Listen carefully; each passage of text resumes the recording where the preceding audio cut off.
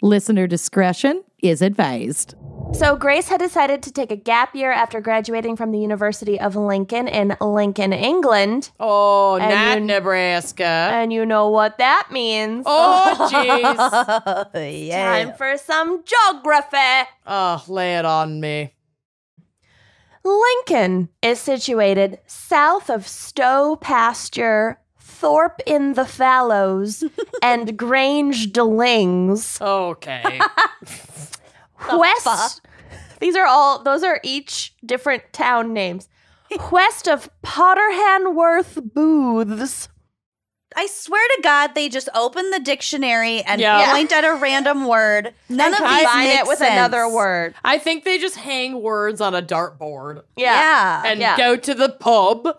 The pub in Potterhanworth Booths. Let's play Name the Town. Down at the pub. Let's get wasted and play darts. It is northeast of the village of Halfway Houses. Love it.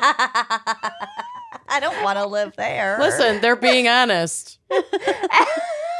Starter homes. We're leaving nothing to the imagination in that town.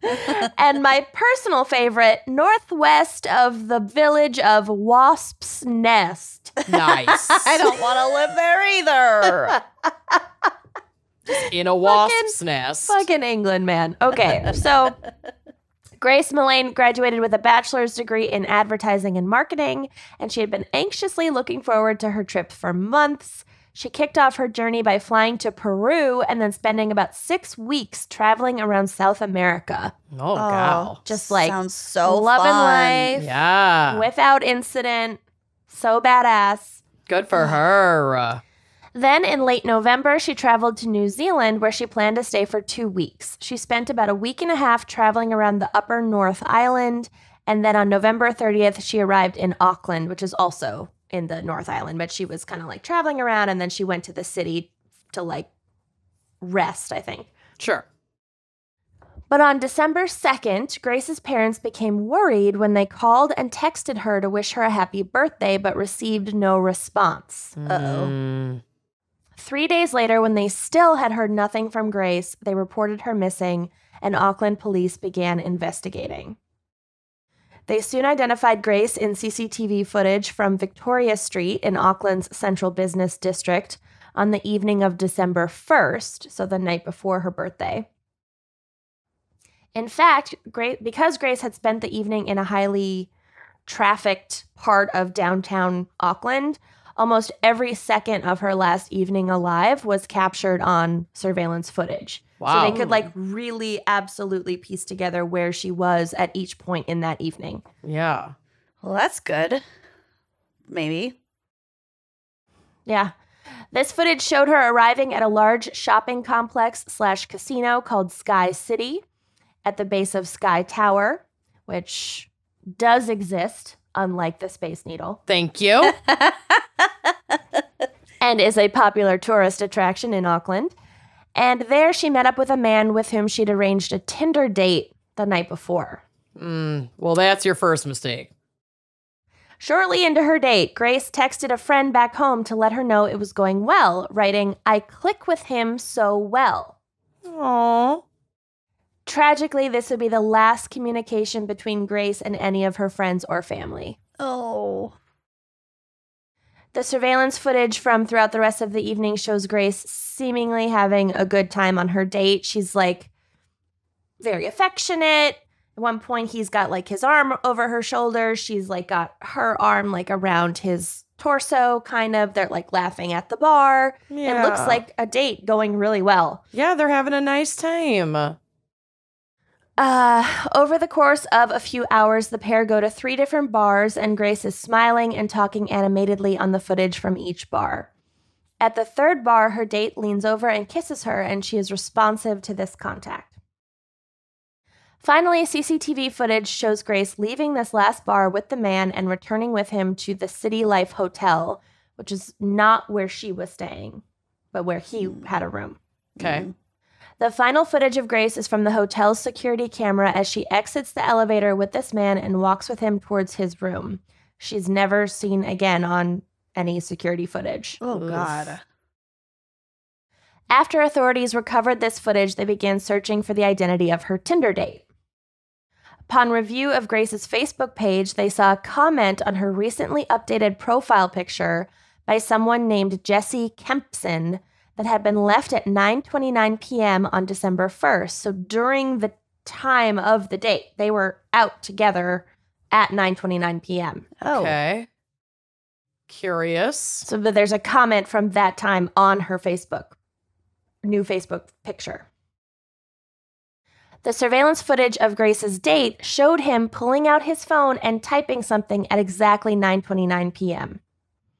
So they believe that he is the one that left this comment.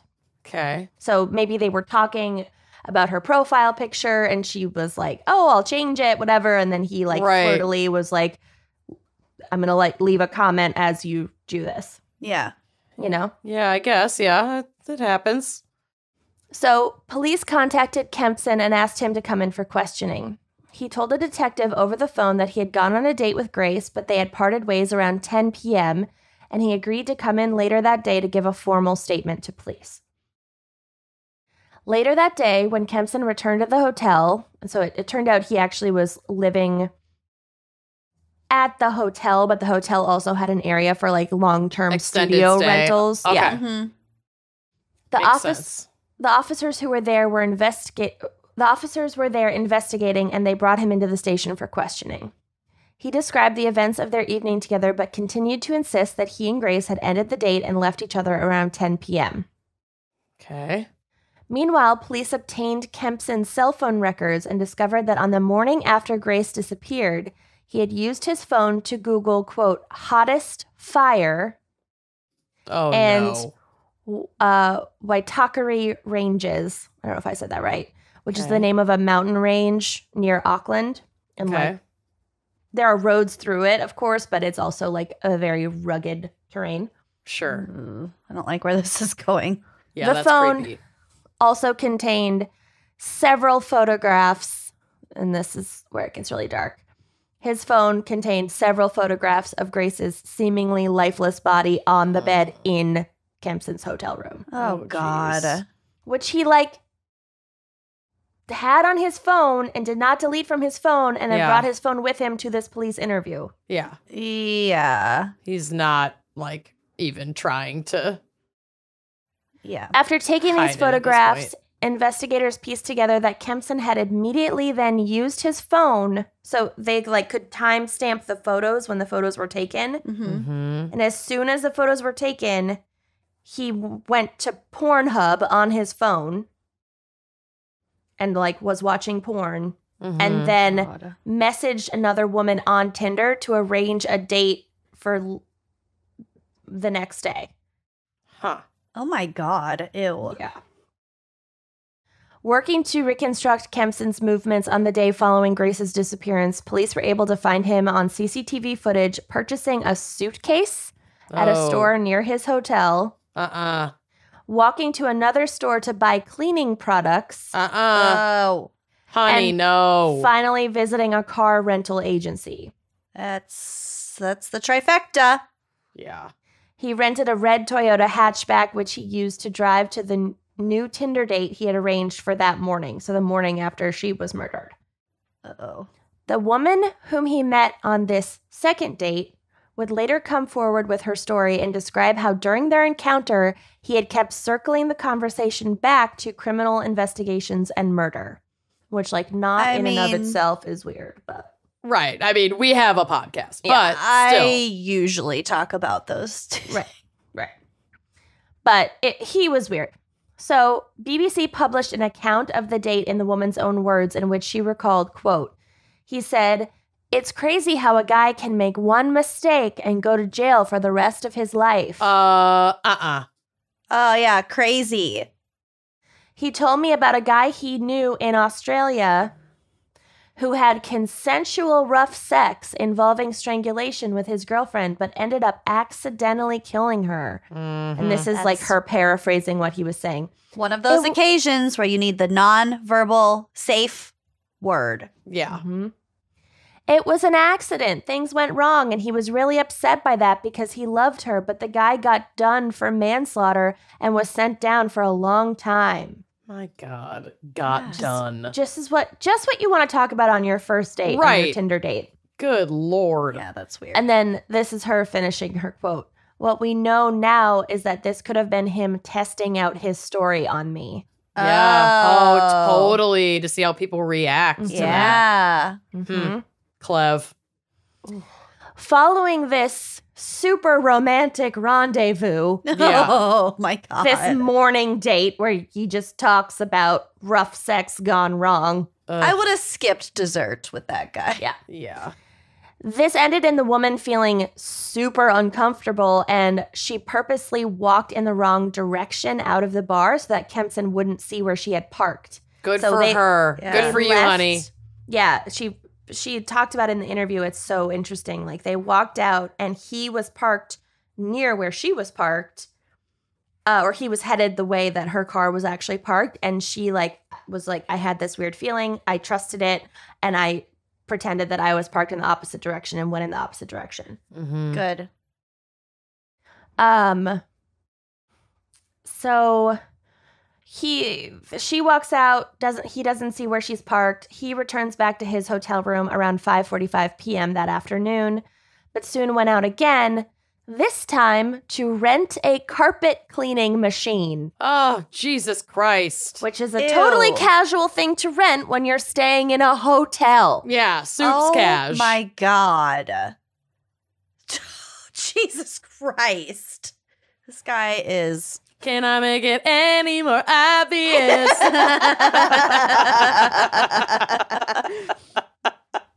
So then CCTV footage shows him bringing a luggage trolley to his room and then leaving with 2 suitcases, one that he'd had with him the whole time and one he just bought that morning, and loading them both into his rental car before returning once again to his room.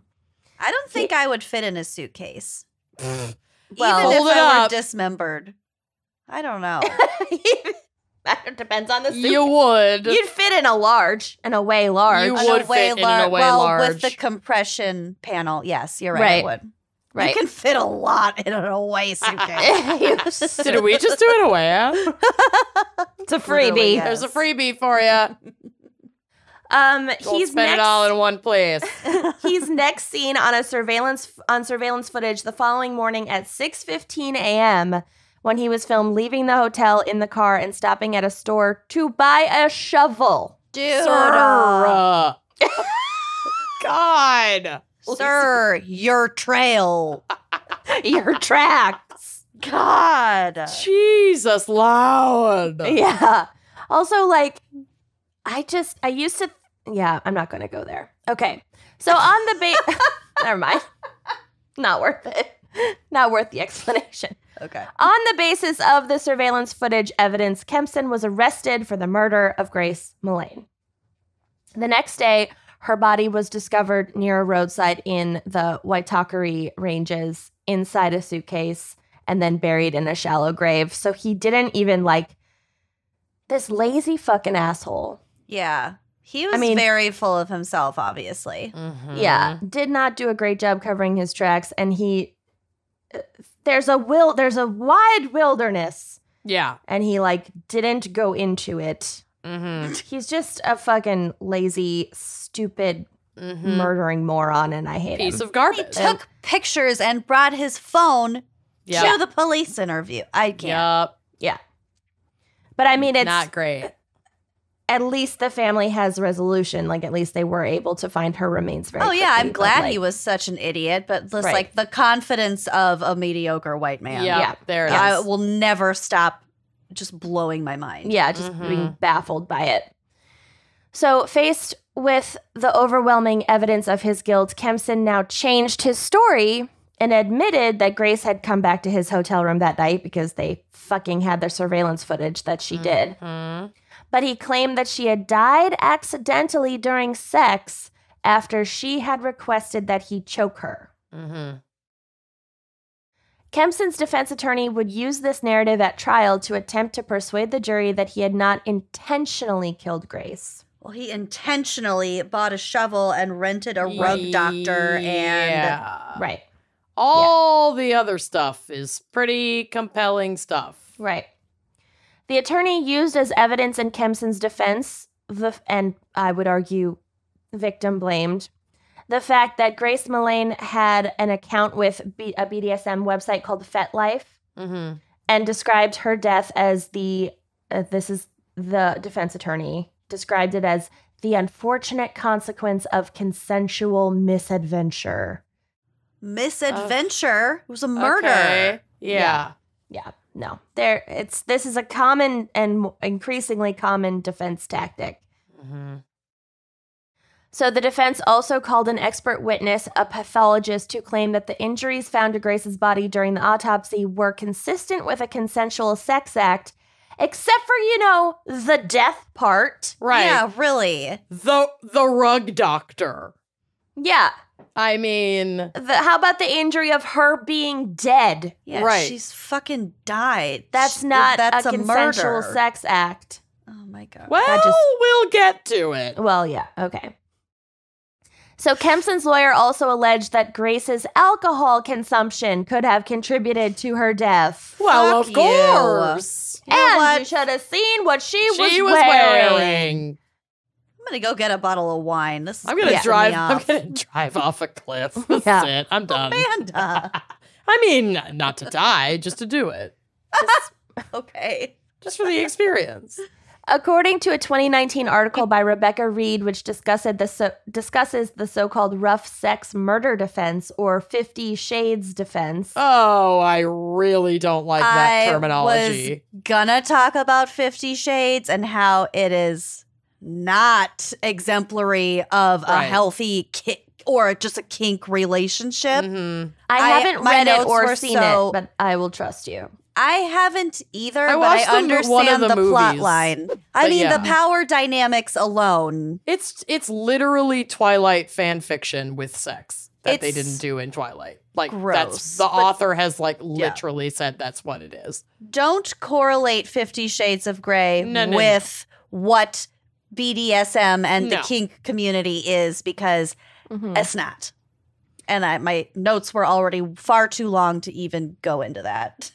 So this author writes in this article, quote, "It's an increasingly popular defense. An organization called We Cant Consent to This details women who have died at the hands of a partner, and the partner then later claimed it was a sex game. Of the 59 women, almost a third were in the last 5 years." Ugh. So it's just becoming a really common defense thing because Yeah. because on one hand, people are becoming more aware of kink and that community and more accepting of it, so you can talk about it to a jury. But if the victim is dead, they can't share their side of things and be like, no, I didn't consent to this. Well, and every time we become more woke or understanding of a community, there will always be people who exploit that. Right. Always. I mean, we see this in racial justice, sexual justice, women's rights. We see it all the time where one instance can be completely twisted to fit a totally misogynistic, racist, whatever narrative. Right. Yeah. To try and devalue the entire movement. It happens in fucking every single awakening. Yeah, I don't think Rachel Dolezal would have been trying to be a black woman during Jim Crow. No. Yeah. Ugh. Yeah.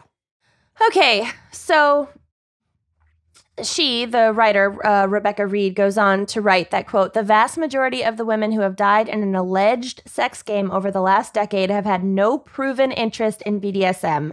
No account on FetLife, no browser history of asphyxiation porn, no text messages indicating a plan to explore, no proof that they would have been actively interested in trying this kind of risky sex.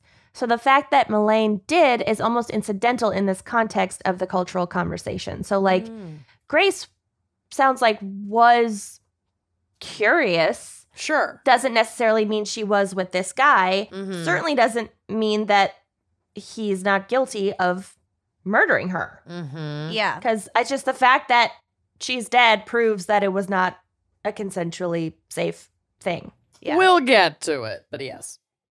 So the prosecution countered this defense by portraying Kempson as callous and depraved, showing no remorse after killing Grace and literally going out on a date. Yeah, like literally immediately going up Pornhub. To the next victim, basically. Mm-hmm. Yeah.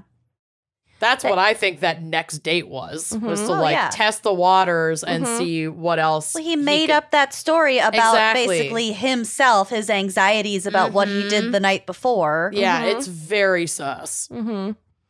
They emphasized the fact that he had not called for help when he realized Grace was dead, but had instead calmly orchestrated a plan to dispose of the body and cover his tracks, not to mention like fucking photograph it for his own sexual pleasure. Yes, that's damning. All of it's damning, but that's particularly damning.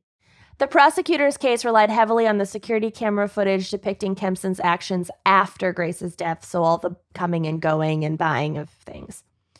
They also called 3 female witnesses whom Kempson had also met through Tinder to testify that he had shown an interest in masochistic and bondage sex, including choking, that the women had not previously expressed any interest in. There you go. He wasn't searching for people who were consensually into this. Yeah. Yeah. Finally, the prosecution called a pathologist as an expert witness who, unlike the pathologist called by the defense, testified that a post-mortem examination of Millane's body had found bruising consistent with someone who had been restrained and asphyxiated, and this part is bad, and that it would have taken 5 to 10 minutes for Millane to have died from this type of strangulation. So it's not just like a split-second thing that goes wrong and oh shit, I didn't mean to, and then cover your tracks. It takes a long time. It takes a long time to choke someone. Yeah. It's not an accidental fucking thing. No. The head prosecutor said that Kempson's killing of Millane had been, quote, personalized, depraved, and callous, and that, quote, the crime had a profound impact on young women's sense of safety in New Zealand, with many reassessing their relationships with men or dating life and how safe they should feel. So, yeah, it just has like this ripple effect in society where it's like women how just have to... How safe are we? Yeah. Not. Yeah. The answer is not. Yeah, and also like what the lady did on the Tinder date the following day of like pretending that her car was parked in a different way, going out of her way to avoid him. Like we've all had to do that. Oh, I do not miss dating at all. Yeah. Please don't make me go back there. So after just 5 hours of jury deliberation, Kempson was found guilty of the murder of Grace Millane and was sentenced to life in prison with the requirement that he serve a mandatory minimum of 17 years before being considered for parole. Good. Bye-bye. That's countless women who have been saved from that man. Well, we will get to his other victims. Oh, God. In the months following his arrest for murder, other victims had also come forward after seeing pictures of him in the media, including past Tinder dates and a long-term girlfriend of Kempson's whom he had also terrorized. Oh, can you imagine? I mean, both scenarios are fucking awful, but can you imagine, like, you go on one date with a guy and you're like, oh, that seemed off. Yeah. And then months later, you open your newspaper. Yeah. Ah. Yeah. Yeah. You have some contenders. We should have a Google News alert set up for some of... can't believe that I haven't seen some of them in the news for murder. I'm shocked. I know. Same. Well, maybe they're working under aliases. Yeah. They dated Amanda under an alias. Maybe. Could be. If they were smart, they would. Well, I sure hope you liked that clip. If you did like that clip, make sure you are subscribing to our YouTube channel, leaving us a nice review, and joining us on Patreon for even more video content, audio content, salacious content all around. Come join us. Treat yourself.